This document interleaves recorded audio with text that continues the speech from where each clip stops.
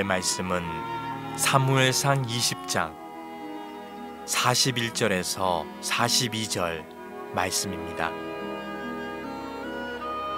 아이가 감에 다윗이 곧 바위 남쪽에서 일어나서 땅에 엎드려 3번 절한 후에 서로 입 맞추고 같이 울되 다윗이 더욱 심하더니 요나단이 다윗에게 이르되 평안히 가라. 우리 두 사람이 여호와의 이름으로 맹세하여 이르기를 여호와께서 영원히 나와 너 사이에 계시고 내 자손과 내 자손 사이에 계시리라 하였느니라 하니 다윗은 일어나 떠나고 요나단은 성읍으로 들어가니라. 아멘. 여러분에게는 내가 가슴을 열고 세상 사람들에게 내 정말로 친한 절친이 이 사람입니다. 내 목숨과도 바꿀 수 없는 너무나 소중한 내 이웃입니다. 내 모든 것을 다 주어도 아깝지 않은 나의 동료요 교우입니다. 이렇게 자랑스럽게 사람들에게 내보일 수 있는 이웃이나 친구나 동료가 몇 분이나 계십니까? 과거에 비하면 현대인들은 친구를 참 많이 가지고 있습니다. 지금은 교통도 발달했고 문명이 발달하다 보니까 분명히 과거보다는 사람들을 만나는 빈도수 또 횟수, 그래서 친구들이 과거보다는 훨씬 더 많습니다. 그런데 친구는 많은데 정말 진짜 친구입니다 라고 말할 수 있는 사람이 과연 몇 명이나 될까? 예를 들어서 페이스북 같은 데 가면 되게 많은 분들이 몇백 명의 친구를 가지고 있습니다. 그래서 이런 친구를 소위 거미줄을 쳤다 이렇게 얘기합니다. 그러니까 사방팔방으로 나이와 뭐 신분과 이런 거 상관없이 그냥 SNS에서 친구가 되니까 어린아이하고도 또 연배가 많으신 분하고도 서로 나하고 친구가 돼서 정말 사방에 굉장히 많은 친구가 생겼지요. 그래서 거미줄 관계라고 합니다. 촘촘하게 내 주변에 그렇게 인간 관계가 형성은 돼 있지만 실상은 이 거미줄 관계라는 게 외부적인 충격에 의하면 쉽게 끊어지는 관계. 그렇잖아요. 거미줄이라는 게 촘촘하게 쳐지긴 하지만 쉽게 끊어지기도 하고 쉽게 망가지기도 하고 없어지기도 하는 그런 관계가 현대인들의 친구 관계라는 거예요. 많은 분들이 인생을 살면서 제일 많이 토로하는 고민 가운데 하나가 뭐냐? 인간관계. 작게는 부부의 관계에서 너무 힘들어하는 분들이 있어요. 아니 어떤 분은 자녀와 관계에서 너무 힘들어하는 분이 있어요. 자녀들도 마찬가지예요.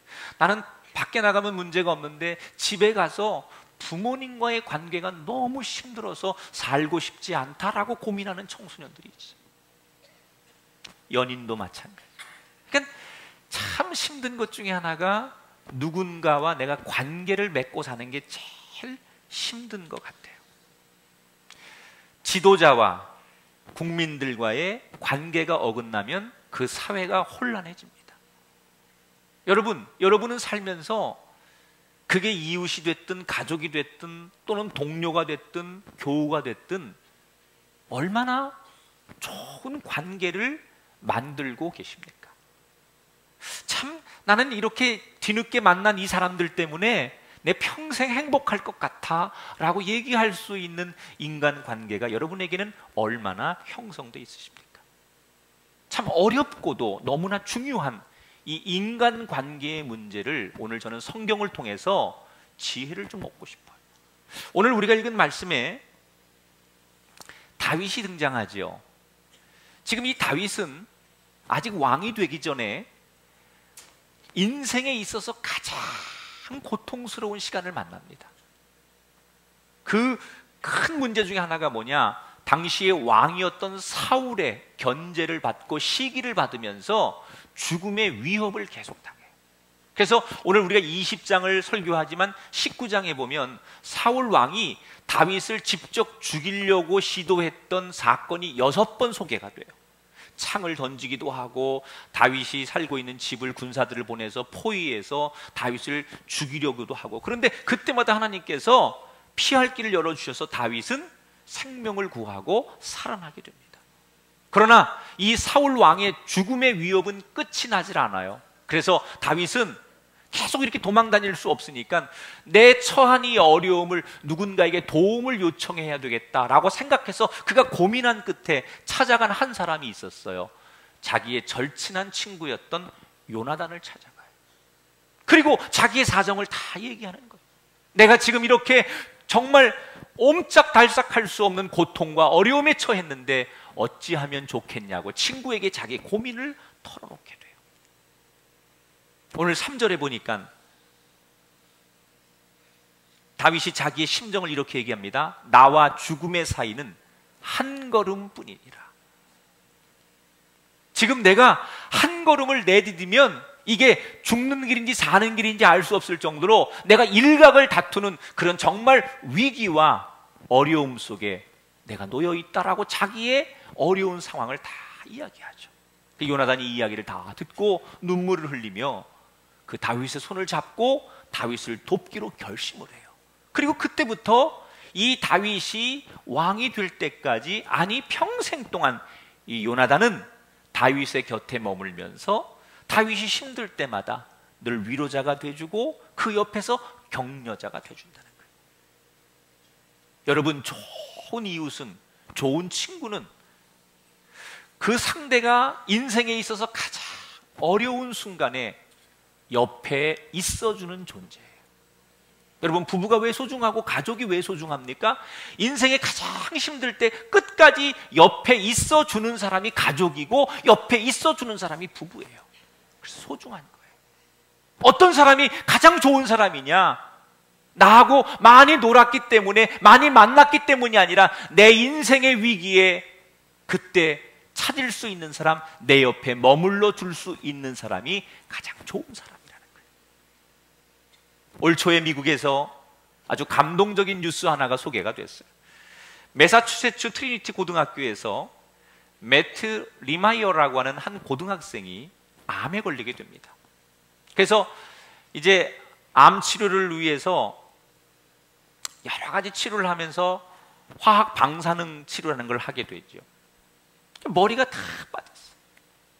여러분, 한창 10대 때 그 머리 모양 하나를 가지고 멋을 내고 자기의 개성을 드러내는 10대 아이가 머리가 다 빠지니까 얼마나 창피하고 친구들 앞에 주눅이 들어요. 그리고 자기가 이 치료를 하고서 살지 죽을지 모르는 이 한창 17살의 고등학생 매트, 이렇게 절망하고 있는 매트를 응원하기 위해서 같은 반 친구들 23명이 매트와 똑같이 머리를 다 삭발을 해요. 그리고 그 모습에 감동한 8명의 선생님이 역시 매트를 응원하기 위해서 다 삭발을 하고 매트의 병실을 찾아가요. 그때 이 매트라고 하는 아이가 느꼈던 희망은 우리가 상상하는 것 이상이라는 거예요.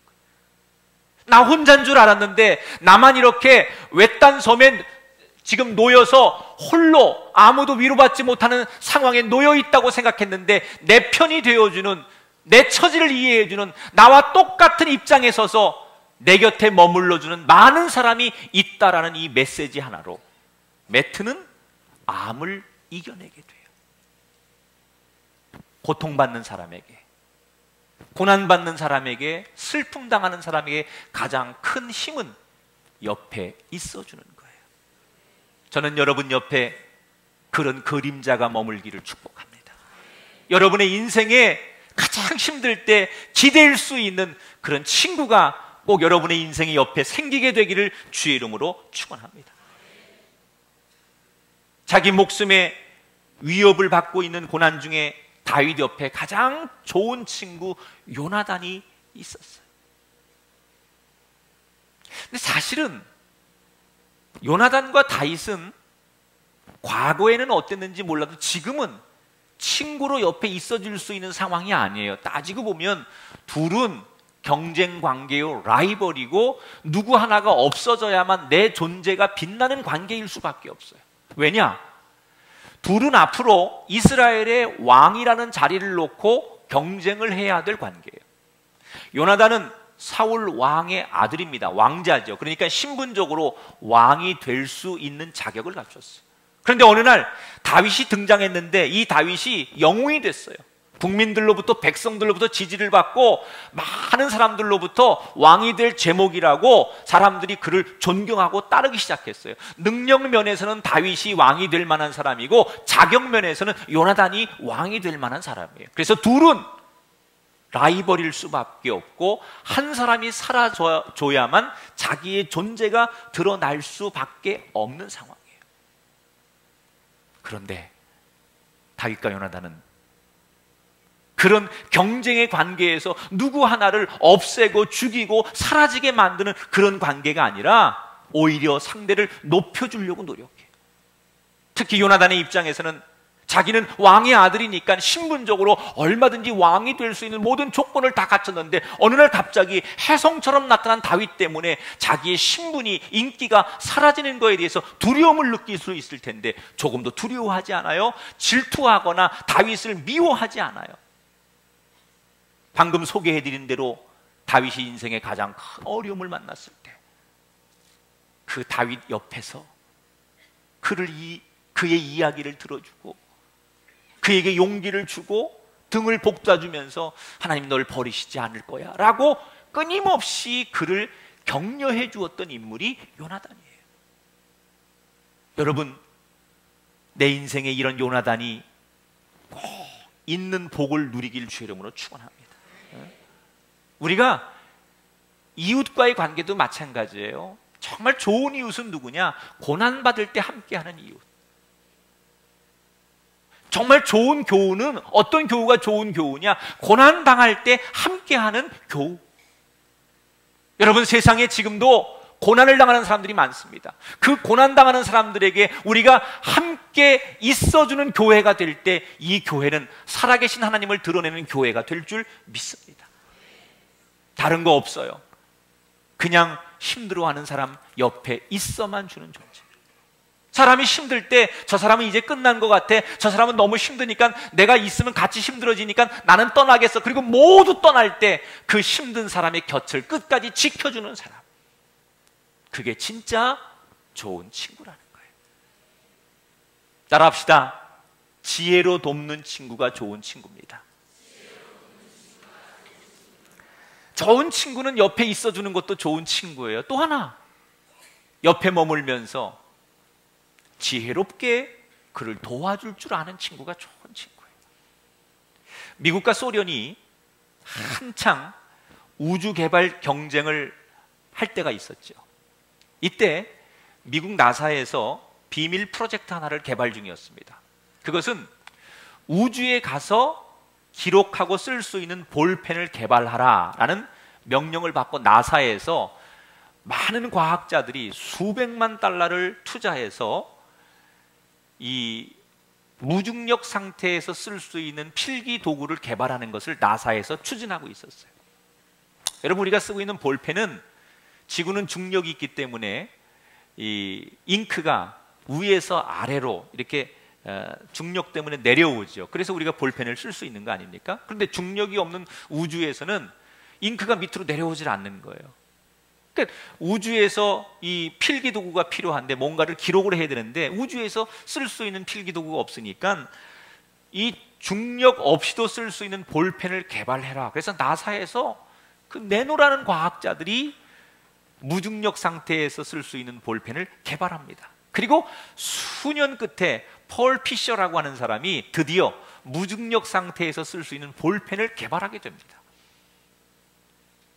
영하 30도에서 영상 120도에서도 그리고 뭐 앞이나 뒤에서 아무 쪽에서나 필기가 가능하고 심지어 물 묻은 종이에도 필기가 가능한 아주 첨단의 그런 필기 도구를 드디어 발명을 합니다. 자, 미국은 이렇게 굉장히 많은 돈을 들여서 많은 과학자들이 볼펜을 개발했는데 미국과 경쟁하는 소련은 똑같은 문제를 가지고 어떻게 이 문제를 해결했느냐? 의외로 너무 쉽게 이 문제를 해결했다는 거예요. 어떻게 해결했느냐? 그냥 연필을 가지고 가서 쓰자. 미국 사람들이 무중력 상태에서 쓸 수 있는 볼펜을 개발하고 끙끙거리고 있을 때 소련에서는 어떤 결정을 했느냐? 야, 그냥 볼펜 가지고 안 되니까 연필을 깎아가지고 연필 가지고 가서 쓰면 되지 않느냐 해서 다른 고민도 안 하고 심각한 생각도 안 하고 연필을 가지고 가서 썼다는 얘기예요. 한쪽에서는 수십 명이 달라붙고 수십억을 들여서 고민할 때 다른 한쪽에서는 너무나 단순하게 연필 한 자루로 모든 문제를 해결했다는 거예요. 알고 나면 참 쉽지요. 여러분, 우리는 문제를 만나면 이 문제가 태산 같고 깊은 바다 같아서 도무지 내 능력으로 내 상황으로는 이 문제를 해결할 수 없다고 생각할 때가 있어요. 다 마찬가지예요. 저도 마찬가지고 여러분 마찬가지. 우리가 만나는 인생의 문제를 우리가 턱하니 만났을 때 도저히 풀 수 없다고 생각하는 문제들이 우리 인생에 많이 있어요. 그때 내 힘으로 풀 수 없는 이 문제를 풀게 해주는 단초가 있어요. 그걸 우리는 지혜라고 말해요.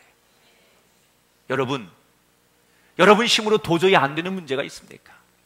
이번 한 주간도 아무리 노력하고 아무리 애쓰고 아무리 발부동 쳐도 여러분 힘으로 안 되는 문제를 만나셨다면 그런 여러분들에게 축복합니다. 하늘의 지혜가 임하셔서 여러분이 풀 수 없다고 생각하는 그 문제가 풀려지는 은총이 이번 한 주간에 있으시기를 주의 이름으로 축원합니다. 이 다윗과 요나단은 참 지혜로운 사람들이에요. 똑똑해서가 아니에요. 하나님이 그들에게 지혜를 주시는 거예요. 자, 대표적으로 성경에 두 이야기가 나와요. 다윗과 요나단이 이제 어려움을 만나서 얘기하고 나서 도대체 사울 왕의 마음이 진심이 뭔지를 모르겠는 거예요. 그래서 다윗이 친구 요나단에게 이렇게 지혜롭게 부탁을 해요. 야, 너 아버지한테 가서 도대체 너희 아버지가 나에 대한 마음이 어떤지, 아직도 분노하고 나를 죽이려고 하는지 도대체 그 진짜 속마음을 좀 알아봤으면 좋겠다. 그러면서 어떤 지혜를 주냐면, 왕이 모든 신하들과 장군들과 함께 한 달에 한 번씩 큰 식사 자리가 있는데 그 자리에 네가 나갈 테니 내가 나오지 않은 얘기를 일부러 꺼내서 나에 대해서 물어봐라. 다윗도 이 자리에 참석을 해야 되는데 다윗은 지금 가정에 급한 문제가 생겨서 오늘 이 자리에 참석을 못했습니다 라고 네가 내 이름을 먼저 이야기하면 너희 아버지 사울이 나에 대한 반응을 보일 거 아니냐. 그래? 그럴 수도 있지. 뭐 이러고 좀 온유하게 대답하면 나에 대한 미움이 좀 사라진 거고 나에 대한 증오가 좀 사라진 증거일 거고, 내 얘기를 했는데 내 이름이 나오자마자 막 민감하게 반응하고 그 자식 말이야 뭐 이러면서 그러면 여전히 나에 대한 분노와 증오가 사라지지 않은 걸 거야. 그러면서 부탁을 해요. 지혜롭잖아요. 그러니까 요나단이 가가지고 그대로 아버지한테 다윗의 얘기를 꺼내가지고 아버지의 반응을 살펴봐요. 그런데 아버지의 반응이 다윗에 대한 증오가 과거보다 더한 거예요. 그러니까 이 아버지의 속마음을 다윗에게 전해줘야 되는데 요나단이 이미 다윗과 친하니까 감시를 받고 있었어요. 그러니까 다윗을 만날 수가 없으니까 직접 말하는 걸 다 감시를 당하니까 이 요나단이 어떻게 지혜롭게 약속을 하느냐, 다윗에게 미리 이렇게 약속을 합니다. 내가 너를 만나서 감시를 받으면서 얘기할 수 없으니까 너에게 내가 메시지를 줄게. 내가 화살을 쏠 건데 화살을 탁 쏘면 이 화살을 주우러 가는 그 몸종을 소동이라고 해요. 그 소동이 화살을 주우러 가는데 내가 그 소동한테 내 앞에 화살이 있으니까 속히 달려라 이렇게 말하면 너 도망가라는 뜻이야. 우리 아버지가 널 죽이려고 하니까 도망가라는 뜻이야. 그런데 내가 소동한테 활을 쏜 다음에 가지고 내게로 와라 그러면 너는 이제 왕이 있는 궁궐로 돌아와도 좋다는 뜻이야. 이렇게 암호를 미리 약속해요. 그래서 다윗이 처한 위험으로부터 이 요나단이 암호를 줘서 다윗을 도망치게 만들어요. 여러분, 풀 수 없는 문제가 생겼을 때, 어렵고 힘든 일을 만났을 때 그들이 이 문제를 푼 건 지식이 아니에요. 지혜로움이었어요. 예수님께서 우리들에게 당부하신 것 가운데, 너 세상에 나가서 부자가 되고 너 세상에 나가서 큰 힘 있는 사람이 되라, 이런 걸 말씀하시기 전에 우리에게 뭐라고 말씀하셨어요? 따라합시다. 세상에 나가거든 지혜로운 자가 되라. 예수님 우리에게 당부하신 말씀. 마태복음 10장 16절에 보니까 그러므로 너희는 뱀처럼 지혜롭고 비둘기같이 순결하라. 사랑하는 여러분, 우리가 세상 살면서 세상에 지식도 있어야 되고 상식도 있어야 되고 과학도 있어야 돼요. 그러나 그 상식과 지식과 과학 위에 하나님이 더하시는 지혜와 명철이 여러분의 인생에 차고 넘치기를 주의 이름으로 축원합니다.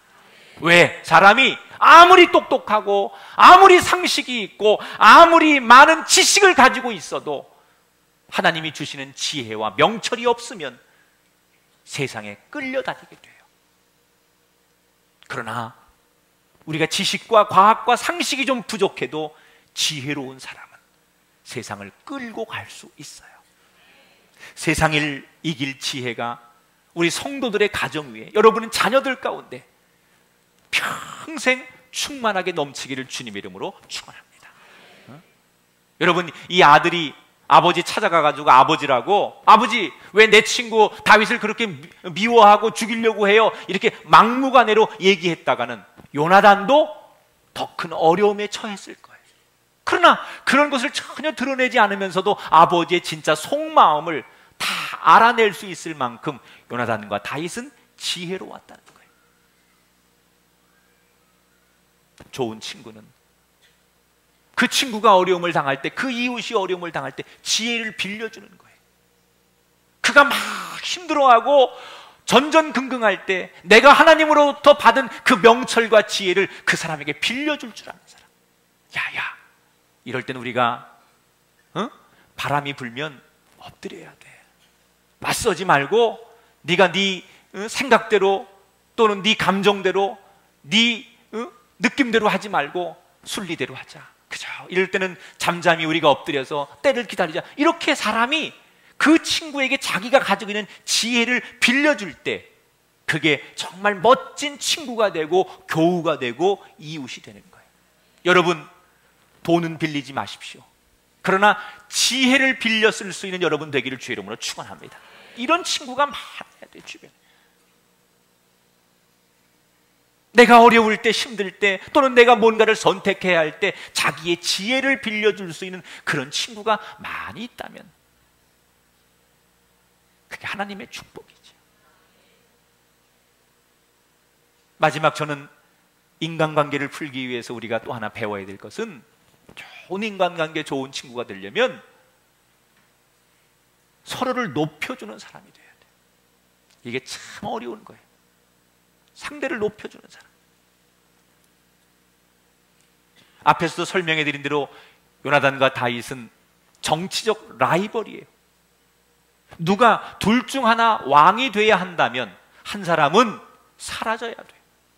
그래야 한 사람이 진정한 리더가 되고 왕이 될 수 있어요. 자, 그런데 요나단은 자기보다 늦게 등장한 라이벌인 다윗을 보면서 어떤 마음을 갖느냐? 내가 신분적으로 혈통적으로는 왕이 될 수 있는 자격을 갖췄지만 저 다윗이 정치적으로나 군사적으로나 모든 면에서 왕이 될 만한 충분한 자질이 있다라고 인정을 해줬다는 거예요. 네가 아무리 똑똑해도 너는 출신 성분이 왕이 될 수 없으니까 안 돼, 이러면서 상대를 무시하고 깡그리 상대를 인정하지 않는 게 아니라 상대를 인정해줬다는 거예요. 너는 왕이 될 만한 충분한 자격이 있는 사람이야. 그래서 둘이는 친구가 될 수 있는 거예요. 상대를 높여주고 인정해주고 상대를 이해해 주었기 때문에.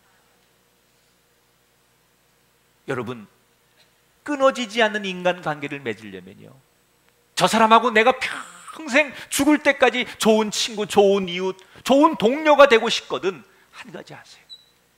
그 상대를 높여주세요. 그 상대를 인정해주세요.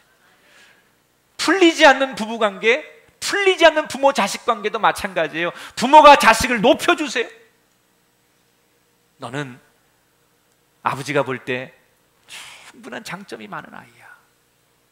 엄마가 볼 때 너는 앞으로 큰 일을 할 수 있는 아이야. 인정해주고 높여줄 때 자식이 진짜 내 자식이 되는 거예요. 부부도 마찬가지예요. 상대를 높여줄 때 당신은 그래서 안 돼, 당신은 그래서 할 수 없어, 당신은 그래서 내가 늘 그런 눈으로 보는 거야, 이렇게 말하지 말고 상대를 늘 높여줄 때 그 사람이 내 곁에 머무는 진짜 내 사람이 된다는 거예요. 오늘 보세요. 14절 15절에 보니까 요나단이 다윗을 얼마나 높이는가 보세요.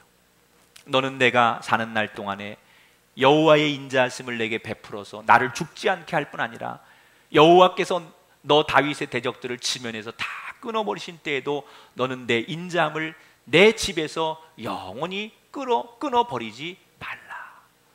훗날 네가 나보다 더 훌륭해서 왕이 되었을 때라도 나는 너와의 우정이 변치 않기를 바란다. 세상 사람들이 뭐라고 말하든 주변에서 뭐라고 말하든 너와 나는 싸우지 말고 지금의 우정을 끝까지 지키자. 그리고 그럴 만한 자격이 너한테 있다라고 다윗을 높여주고 다윗을 인정하고 있어요. 지금 보세요. 다윗은 아무도 인정해주지 않아요. 한때는 같이 전쟁터에서 다윗을 따랐던 그 동료와 부하들도 사울 왕의 눈치를 보느라고 지금 다윗을 다 모함하고 잡으러 가는데 동조하지 누구도 지금 다윗 편이 없어요. 그런데 끝까지 최후의 한 사람, 다윗을 인정하고 다윗을 높여주는 사람 하나, 요나단이었다는 거예요. 사도 바울이 빌립보서에 보면 이런 고백을 합니다. 빌립보서 2장 3절 4절에 보니까 아무 일에든지 다툼이나 허용으로 하지 말고 오직 겸손한 마음으로 각각 자기보다 남을 낮게 여기고 각각 자기 일을 돌아볼 뿐더러 또한 각각 다른 사람들의 일을 돌보아 나의 기쁨을 충만하게 하라. 여러분, 주님의 메시지는 분명합니다. 사회적 신분이나 정도에 관계없이 서로를 존중하고 높여 여겨주라는 거예요. 그럴 때 하나님이 기뻐하신다는 거예요. 어떤 교회를 하나님이 기뻐하시느냐? 교회가 크기 때문에 기뻐하는 게 아니라 서로를 높여주는 교회. 교인이 몇 명밖에 안 되지만 서로가 서로를 칭찬해주고 서로가 서로를 격려해주고 서로가 서로를 인정해주는 교회를 보시면서 하나님은 기뻐하신다는 거예요. 목회자가 성도를 인정하고 성도가 목회자를 인정할 때 하나님이 그 예배를 기뻐 받으신다는 거예요. 어떤 가정을 하나님 기뻐하시느냐? 남편과 아내가 서로를 존중해주고 서로를 이해해주고 서로를 격려해주는 그 모습을 보시면서 하나님은 그 가정에 함께 하신다는 거예요. 사랑하는 여러분, 하나님이 기뻐하실 때는 많은 사람들이 모여서가 아니라 서로가 서로를 높이 여겨줄 때 하나님의 기쁨과 영광이 거기에 함께 임할 줄 믿습니다. 세상에서는 뭐라고 가르쳐요? 나를 존경해달라. 세상에서는 나를 인정해달라라고 가르쳐요. 그러나 교회에서는 우리가 먼저 남을 존중해야 된다고 가르쳐요. 다르죠. 세상은 내가 앞서야 되지만 교회는, 하나님의 성전은, 하나님은 내가 남을 먼저 존중하고 인정하라고 가르쳐요. 그럴 때 그런 인생을 실천하는 사람 위에 하나님이 함께 하시겠다고 약속한 줄 믿습니다. 그 사람이 인생을 잘 살았는지 못 살았는지를 알려면 그가 죽었을 때 장례식장에 가보면 안다고 하죠. 정말 이 사람이 나한테 영원한 벗이요, 동료요, 평생을 함께할 그런 내 사람이라고 여길 때는, 내가 어려움과 슬픔을 만났을 때 이 사람과의 관계를 보면 알아요. 그 상대가 어려움을 당했을 때 나는 과연 그 상대에게 어떤 존재로 머물고 있는지를 보면 그 사람과 나와의 관계를 알 수 있는 거예요. 오늘 여러분의 인생에 돈도 중요하고 여러분의 목표를 이루는 세상의 많은 일들도 중요하겠지만 하나님이 여러분에게 주시는 가장 큰 축복, 관계의 복이 임하기를 축원합니다. 그래서 여러분 인생에 사람으로 인하여 상처받고 사람으로 인하여 버림받는 일이 없기를 바라고, 오히려 사람으로 인하여 위로받는 하나님의 음성을 듣는 저와 여러분이 되기를 축원합니다. 좋은 친구가 많이 있는 분들 많이 감사하세요. 이번 한 주간 정말 내가 소중하다고 생각하는 친구들에게 좀 문자도 보내시고 전화도 해서 내 옆에 당신같이 좋은 친구가 있고 이웃이 있어 얼마나 감사한지 모르겠다고 그렇게 한번 고백을 해보시고, 혹시라도 나는 인생을 그렇게 살지 못해서 좋은 친구를 아직 이렇게 만들지 못했던 분이 있다면 이번 주에 내가 여러분에게 좋은 친구 한 분 소개할게요. 하나님이십니다. 혹시 내 주변에 나는 그렇게 내가 노력했지만 좋은 친구 하나 만들지 못했고 좋은 이웃 하나, 동료 하나 만들지 못한 분이 계시다면 내가 소개하는 하나님을 여러분의 동료로, 친구로 만나기를 축원합니다. 하나님은 고난 가운데 있는 우리와 늘 함께 하시는 분이에요. 모세가 자기 인생의 가장 큰 고난을 만났을 때 하나님이 모세에게 들려주셨던 말씀이 출애굽기 3장 12절이에요. 같이 읽어볼까요? 내가 반드시 너와 함께 있으리라. 할렐루야. 모세가 인생의 가장 힘들 때, 다 떠나고 아무도 없을 때 하나님이 모세에게 들려주셨던 메시지가 뭐예요? 내가 반드시 너와 함께 있을 것이다. 여호수아가 모세가 죽은 다음에 갑자기 이스라엘의 지도자가 됐어요. 뭘 어떻게 해야 될지, 리더가 뭔지, 도대체 이 오합지졸 같은 이 백성들을 어떻게 리더해야 될지 아무것도 할 수 없을 때 하나님이, 친구 되신 하나님이 여호수아에게 들려주셨던 말씀이 여호수아 1장 9절의 말씀이에요. 같이 읽어봐요. 담대하라, 두려워하지 말며 놀라지 말라. 내가 어디로 가든지 내 하나님 여호와가 너와 함께 하느니라.